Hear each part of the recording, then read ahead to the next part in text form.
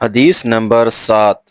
حضرت عبداللہ بن عمر رضی اللہ عنہما فرماتے ہیں، رسول اللہ صلی اللہ علیہ وسلم کا ارشاد گرامی ہے، اسلام کی بنیاد 5 چیزوں پر ہے، اور یہ گواہی دینا کہ اللہ کے سوا کوئی لائق عبادت نہیں اور محمد صلی اللہ علیہ وسلم اللہ کے سچے رسول ہیں، نماز کا قائم کرنا، زکوٰۃ دینا، حج کرنا اور ماہ رمضان کے روزے رکھنا۔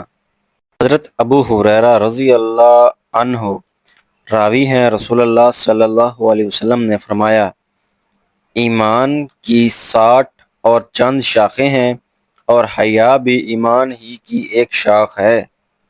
حضرت عبداللہ بن عمرو بن العاص راوی ہے، رسول اللہ صلی اللہ علیہ وسلم نے فرمایا، مسلمان وہ ہے جس کی زبان اور ہاتھ سے مسلمان سلامت رہیں، اور حقیقی مہاجر وہ ہے جو ان تمام چیزوں کو چھوڑ دے جن سے ان کو اللہ تعالیٰ نے منع فرمایا۔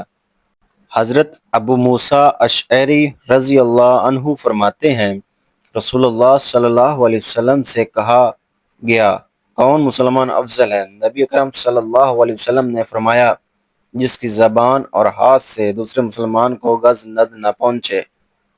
حضرت عبداللہ بن عمر رضی اللہ تعالی عنہما فرماتے ہیں، ایک مرد ابو ذر یحانی بن یزید نے رسول اللہ صلی اللہ علیہ وسلم سے پوچھا، کون مسلمان اچھا ہے؟